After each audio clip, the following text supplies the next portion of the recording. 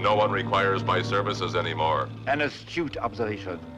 You, sir, have reached the end of the line. The joyride is over. When I was a kid, I was a fan of the show Lost in Space. And I remember for Christmas, I'd gotten a plastic toy of the robot as well. So when I always wanted the robot, and when I became old enough and skilled enough, I decided one way or another I was going to build one, and that's exactly what I did. I contacted quite a few people who were involved in construction of the original and recreated them, mostly based off of screenshots from the TV show, where I knew the specific size of different objects, and then measuring the dimensions on the screen, I would get the sizes of the real parts and then recreate them. Luckily, I'm fairly good with my hands. I've built a lot of things, model airplanes, full-size airplanes and helicopters and cars, and so building the robot wasn't too hard for me. This particular robot is radio controlled. You can actually drive around and talk using the original actor's voice. The original robot was actually a costume. Most people who had viewed the old TV show thought he was an actual robot, especially the kids at the time in the 1960s. A lot of them thought it was a real robot, and they thought it was a wonderful technical thing. But he's actually a fiberglass, steel, and plastic costume. And there was a man inside operating them, moving everything around and doing the arms with his own arms. But this one here is radio controlled. There's actually batteries and servo motors and stuff in there, so using a radio controlled transmitter, I can actually make him walk around and do stuff. So he's as exact as a copy as exists of the robot. Unfortunately, the original was destroyed a few years after the show ended. There was a film company rented him and tore him to pieces to make a robot for their show with disregard, and so the original was destroyed. However, they did there is a fellow who used the remaining pieces and built a replica using the remaining pieces. But I think my replica is actually more accurate because his has quite a few mistakes on it. But he is using a few little parts here and there that were from the original, so he claims it's the original. Actually building the robot was, from a technical and mechanical and machinist point of view, was relatively easy because I already had the skill set. Building an airplane or helicopter is actually much more difficult. The hardest part was doing the research. Finding all the details necessary to recreate them as accurate as you possibly can. For instance, if we slide them around, in the show, one of the gags is the power pack. You pull the power pack and the robot shuts off, and if I pulled the power pack right now, he would shut off. But it took a lot of research to find that this was actually a circuit board that the original builders had garbage picked from Caltech.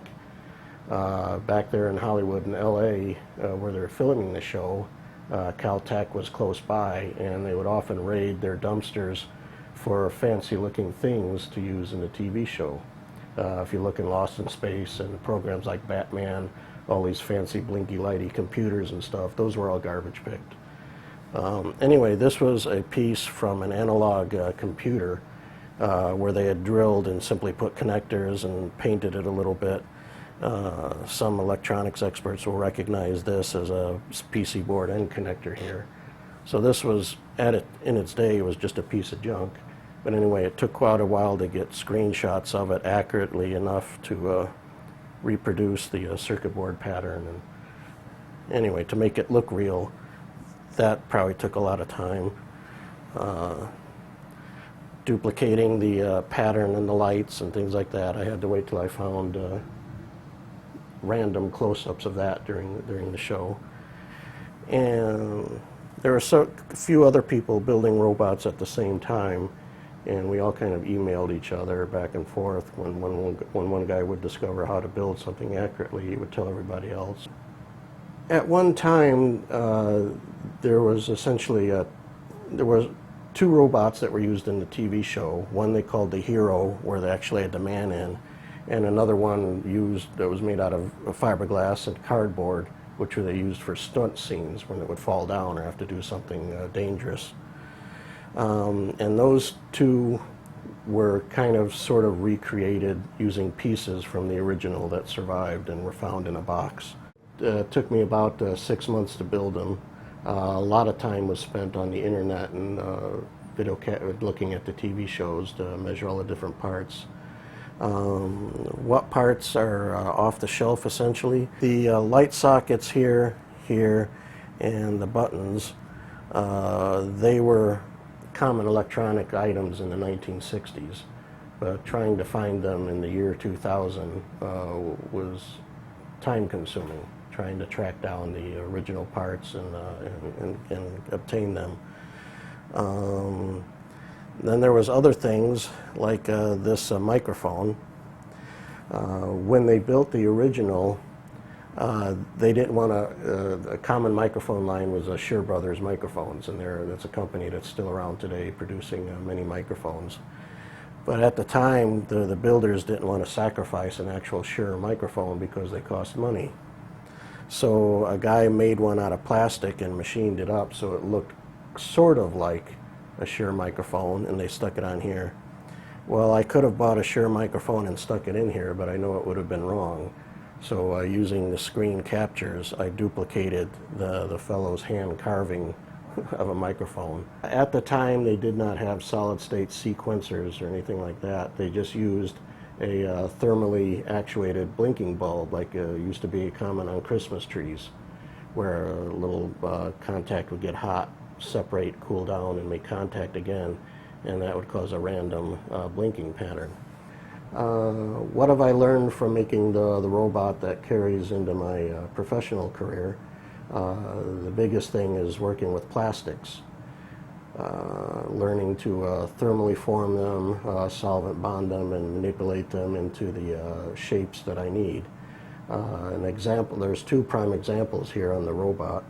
One is the collar, which is kind of in the neck section of the robot. It's made up of 1/4-inch strips of plexiglass that have all been bent and formed to shape. I believe there was about 110 of those. And the fellow who was in the suit at the time, his name was Bob May, his way of viewing the world was they would paint his face fat black so he would not appear on camera, and he visually looked in between the spaces in the collar. So that's how he saw what he was doing outside. The other is the bubble, which is on top of the robot, sort of his brain or face or whatever you want to call it. That was a good learning experience too. We started out with flat sheets of acrylic, and it couldn't be just any kind of acrylic. It had to be a stress annealed acrylic, which is often used in the aircraft industry, so it has no no mechanical built-up stresses in it. And then placing it in an oven and pressurizing it with air in a mold that was waxed so that it wouldn't leave any marks. It was essentially blown like a great big bubble.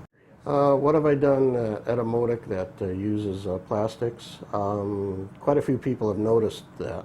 I've built several production machines using acrylic because for me now acrylic is often easier to machine and maneuver than aluminum and several other metals. So if you can almost, when you walk through the production department of Etymotic, you can often tell the things that I've built because there's a lot of plastic in them. What was it like when I finished the robot? I'm reminded of talking with a painter once, and he once told me that his greatest joy was after he finished the painting, and he could just sit back and relax and admire what he's done. Kind of the same thing applies to this robot and many of the other projects that I've done. Sometimes just sitting back and looking at it is sometimes more fun than actually building them.